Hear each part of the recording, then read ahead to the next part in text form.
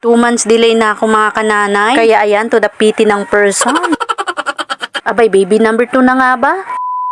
Hello mga kananay, kumare ka friend. Another day, another vlog. Ayan po mga kananay, nagluto na agad ako kasi nga late na ako nagising. Pala itong munggo. Tapos kung maglagay, magigisa nga pala ako muna. So, pagkatapos magisa-gisa ng person, ay pwede na natin ilagay upo at saka ang palaya. Ay, mga kananay, ang sinahog ko lang dito ay dried hipon. Ay, gisa-gisa lang po ng kaunti. Bilis lang naman maluto yung gulay. Pag okay na po yung gulay, pwede na maglagay ng malunggay. Forward na nga tayo mga kananay. Ayan po, luto na. Pagkatapos ko nga magluto, ay kumain na rin kami. Tapos nga kumain, ay nagtupi muna ako dito sa taas. Pusin ko nga talaga itong tupiin ko. Ay, napakamot pa ako ng ulo.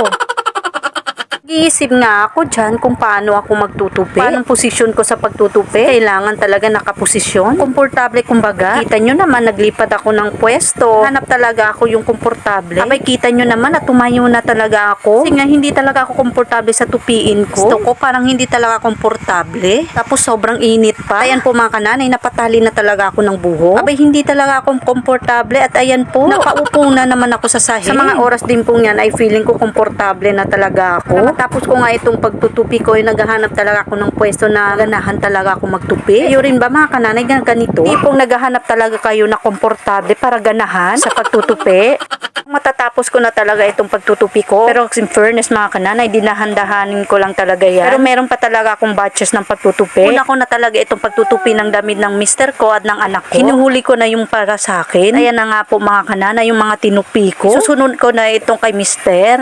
Kaninang umaga nga kasi mga kananay, nagpiti nga ako. Kasi nga mga kananay, 2 months delay na po tayo. Ay, excited na yan. Mga kananay, gustong gusto ko na mag-baby. Sana kung papalarin, baby girl na sana. Kasi nga mga kananay, tumatanda na, kakaedad na, makalimutan ko na mag-ire.